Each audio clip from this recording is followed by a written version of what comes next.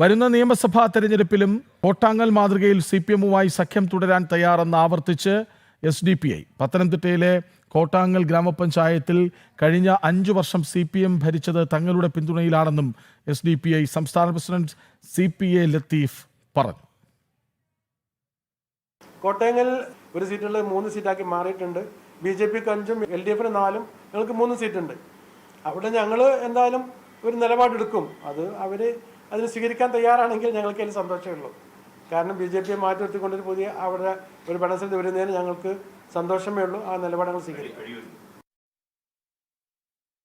അനഘ ഹർഷൻ ഒപ്പം ചേരുന്നുണ്ട്. അനഘ, സ്വീകരിക്കാൻ ഒരു മടിയും ഉണ്ടാവില്ല. കാരണം ഈ ഓർമ്മ ശരിയെങ്കിൽ പാലക്കാട്ട് CPM-ന്റെ സ്ഥാനാർത്ഥിക്ക് കിട്ടിയത് 1 വോട്ടാണ്. പട്ടാമ്പി നഗരസഭാ ഡിവിഷനിൽ ഒരു CPM സ്ഥാനാർത്ഥിക്ക് കിട്ടിയത് 0 വോട്ടാണ്. അവിടെയൊക്കെ ജയിച്ചതാരാണ്, മുന്നേറ്റമുണ്ടാക്കിയത് ആരാണെന്നൊക്കെ നമുക്ക് വൈകാതെ തിരിച്ചറിയാനാകുമല്ലോ. വലിയ പ്രയാസമൊന്നുമില്ല. അപ്പോൾ സ്വാഭാവികമായും എന്താണോ നടന്നു വന്നത് അതൊക്കെ തുടരാൻ എന്ത് പ്രയാസമാണ് CPM-ന്? കൃഷ്ണരാജ്, തീവ്ര വർഗീയ ആശയമുള്ള നിലപാടുള്ള സംഘടനയാണ് SDPI. ഈ തദ്ദേശ തെരഞ്ഞെടുപ്പിൽ BJP ഒഴികെയുള്ള ഇടത് വലത് മുന്നണികൾക്ക് തങ്ങൾ പൂർണ്ണ പിന്തുണ നൽകിയിട്ടുണ്ട് എന്ന് SDPI നേതൃത്വം തന്നെ വാർത്താ സമ്മേളനത്തിലൂടെ അറിയിക്കുകയും ചെയ്തതാണ്.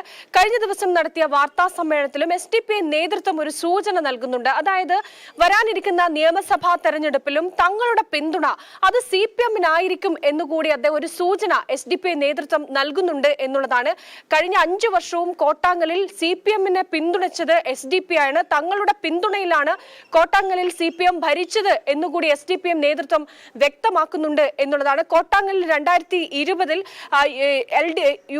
LDF-ന് 5ഉം അതുപോലെ തന്നെ SDPI-ക്ക് 1ഉം NDA-ക്ക് 5ഉം എന്നിങ്ങനെയായിരുന്നു അന്ന് സീറ്റ് ലഭിച്ചിരുന്നത്. ഈ ഘട്ടത്തിലാണ് തങ്ങൾ LDF-നെ പിന്തുണയ്ക്കുമെന്ന് പറഞ്ഞുകൊണ്ട് SDPI തന്നെ മുന്നിലേക്ക് വന്നത്. പക്ഷെ ആ ഘട്ടത്തിൽ ഒരിക്കൽ പോലും തങ്ങൾക്ക് SDPI പോലുള്ള മത തീവ്ര ആശയങ്ങൾ പ്രചരിപ്പിക്കുന്ന ഇത്തരത്തിൽ അങ്ങനെ ഒരു അജണ്ടയുമായി മുന്നോട്ട് പോകുന്ന SDPI-യുടെ വോട്ട് വേണ്ട എന്ന് ആർജവത്തോടെ പറയാൻ LDF നേതൃത്വം തയ്യാറായിരുന്നില്ല. LDF നേതൃത്വം തന്നെ SDPI-യുടെ പിന്തുണയിലാണ് കോട്ടാങ്ങൽ പോലുള്ള പഞ്ചായത്തുകളിൽ ഭരിച്ചത് എന്നുള്ളതാണ്. അത് ഇനിയും ഇത്തരത്തിൽ LDF-ന് തങ്ങളുടെ പൂർണ്ണ പിന്തുണ ഉണ്ടാകും എന്നുള്ള സൂചനയാണ് SDPI നേതൃത്വം നൽകുന്നത്. ഇത്തരത്തിൽ SDPI നേതൃത്വം പറയുന്നുണ്ട് കൃത്യമായി തന്നെ ഈ കേരളത്തിൽ തദ്ദേശ തെരഞ്ഞെടുപ്പിൽ ഉള്ള ഘട്ടത്തിൽ പലയിടങ്ങളിലും SDPI LDF-വുമായി ധാരണ ഉണ്ടായിട്ടുണ്ട് എന്ന് അദ്ദേഹം കൃത്യമായി തന്നെ പറയുന്നുണ്ട്. മാത്രമല്ല തങ്ങൾക്ക് പിന്തുണ SDPI-ക്ക് അല്ലെങ്കിൽ LDF-ന് കൃത്യമായി മേൽക്കൈയില്ലാത്ത പ്രദേശങ്ങളിൽ SDPI സ്ഥാനാർത്ഥിക്ക് വലിയ ഭൂരിപക്ഷത്തോടെ മുന്നേറുന്ന ഒരു കാഴ്ച കൂടി ഉണ്ടാകുന്നുണ്ട്. അതായത് LDF-ന്റെ പിന്തുണ അത് SDPI-ക്ക് തദ്ദേശ തെരഞ്ഞെടുപ്പിൽ പലയിടങ്ങളിലും ലഭിച്ചിട്ടുണ്ട് എന്നുള്ളതാണ്. പരസ്പര ധാരണ LDF-ഉം അതുപോലെ തന്നെ SDPI-യും തമ്മിൽ പരസ്പര ധാരണ തദ്ദേശ തെരഞ്ഞെടുപ്പിലും പലയിടങ്ങളിലും ഉണ്ടായിട്ടുണ്ട്. അതിൽ ഏറ്റവും പ്രധാനപ്പെട്ടത് വരുന്ന നിയമസഭാ തെരഞ്ഞെടുപ്പിന് ഇനി 3 മാസങ്ങൾ മാത്രമാണ് ബാക്കിയുള്ളത്.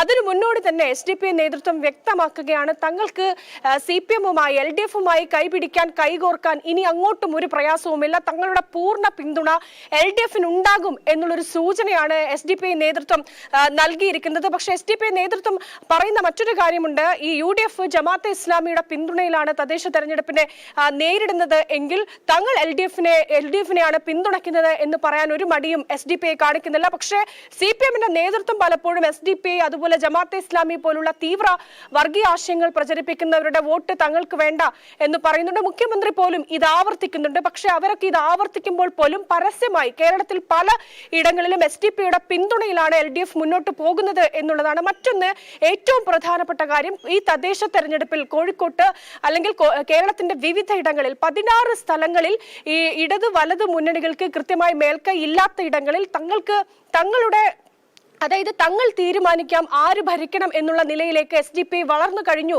എന്ന് SDPI നേതൃത്വം പറയുന്നുണ്ട്. 1ഉം 2ഉം ഇടങ്ങളിലല്ല, കേരളത്തിലെ 16 ഇടങ്ങളിൽ ഇടത് വലത് മുന്നണികൾക്ക് ഭൂരിപക്ഷം ലഭിക്കാത്ത ഇടങ്ങളിൽ SDPI ആരെ പിന്തുണയ്ക്കുന്നോ ആ പിന്തുണയിലായിരിക്കും ഭരണം മുന്നോട്ട് പോകാൻ കഴിയുക എന്നുകൂടി SDPI നേതൃത്വം വ്യക്തമാക്കുന്നുണ്ട്. ഇതിനെ ഏറ്റവും ചിന്തിക്കേണ്ട ഒരു കാര്യം, മതവർഗീയ സംഘടനയാണ് SDPI. അങ്ങനെ ഒരു അജണ്ട സെറ്റ് ചെയ്ത് മുന്നോട്ട് പോകുന്നവരാണ്.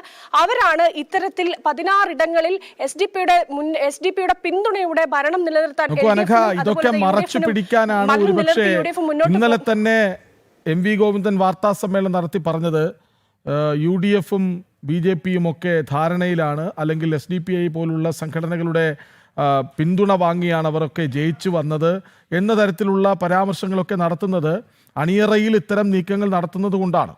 അല്ലെങ്കിൽ തന്നെ SDPI കൊണ്ട് പറയിപ്പിക്കുന്നത് ഒരുപക്ഷെ അവരാകുമല്ലോ. തീർച്ചയായും ഇപ്പോൾ പോലും, അതായത് SDP ആണെങ്കിലും ജമാഅത്തെ ഇസ്ലാമി ആണെങ്കിലും, ജമാഅത്തെ ഇസ്ലാമി നേതാക്കൾ പരസ്യമായി തന്നെ പലയിടങ്ങളിലും പറഞ്ഞിട്ടുണ്ട് തങ്ങൾ LDF-നെയും പിന്തുണച്ചിട്ടുണ്ട്, അതുപോലെ തന്നെ UDF-നെയും പിന്തുണയ്ക്കുന്നുണ്ട്. തദ്ദേശ തെരഞ്ഞെടുപ്പിൽ പലയിടങ്ങളിലും തങ്ങൾക്ക് ഈ ധാരണയുണ്ട് എന്ന് SDP നേതൃത്വവും അതുപോലെ തന്നെ ജമാഅത്തെ ഇസ്ലാമിയുടെ അമീറും ഈ കാര്യങ്ങളൊക്കെ തന്നെ കൃത്യമായി മാധ്യമങ്ങൾക്ക് മുന്നിൽ ഒരു മടിയുമില്ലാതെ പറയുകയും ചെയ്തിട്ടുണ്ട്. പക്ഷേ അപ്പോൾ പോലും മുഖ്യമന്ത്രിയും അതുപോലെ തന്നെ CPM സംസ്ഥാന സെക്രട്ടറി MV ഗോവിന്ദനും VD സതീശനും അടക്കമുള്ള നേതാക്കൾ ഇത് അങ്ങനെയൊന്നും ഉണ്ടായിട്ടില്ല എന്ന് പരസ്യമായി നിഷേധിച്ചുകൊണ്ട് രംഗത്ത് വരികയാണ്. പക്ഷേ കേരളത്തിൽ കൃത്യമായി ഇതിനൊക്കെ തന്നെ തെളിവുണ്ട് എന്നുള്ളതാണ്. ഈ SDPI നേതൃത്വം തന്നെ കൃത്യമായി തെളിവുകൾ നിരത്തിക്കൊണ്ട് കണക്കുകൾ മുന്നോട്ട് വെച്ചുകൊണ്ടാണ് കേരളത്തിൽ 16 ഇടങ്ങളിൽ LDF-ഉം അതുപോലെ തന്നെ UDF-നും ഭരിക്കാൻ കഴിയാത്തയിടങ്ങളിൽ SDPIയുടെ പിന്തുണയിലാണ് ഭരണം മുന്നോട്ട് പോകുന്നത് എന്നുള്ളതാണ്. കൃത്യമായി തന്നെ 16 ഇടങ്ങൾ എണ്ണി അവർ വ്യക്തമാക്കുകയും ചെയ്യുന്നുണ്ട് എന്നുള്ളതാണ്. കേരളത്തിലെ രാഷ്ട്രീയ സാഹചര്യം എങ്ങോട്ടാണ് പോകുന്നത് എന്ന് മതേതര സമൂഹം ചിന്തിക്കേണ്ട അതീവ ഗുരുതരമായിട്ടുള്ള ഒരു സാഹചര്യത്തിലേക്ക് പോകുന്നുണ്ട് എന്നുള്ളതാണ്. SDPI പോലുള്ള വർഗീയ സംഘടനകളുടെ ഈ വളർച്ച ഏറെ ആശങ്കയോടെ നോക്കിക്കാണുന്ന മതേതര സമൂഹമുണ്ട് ഇവിടെ. കൃഷ്ണരാജ്. യെസ്, SDPI തുറന്നു പറയുന്നു, CPM-മായി സഹകരിച്ച് മുന്നോട്ട് പോകാൻ ഞങ്ങൾ ഒരുക്കമാണ്. സഹകരിച്ച് മുന്നോട്ട് പോകാൻ ഒരുക്കമെന്ന് പറഞ്ഞാൽ സഹകരണം ഉണ്ടായിരുന്നു എന്ന് കൂടിയാണ് മനസ്സിലാക്കേണ്ടത്.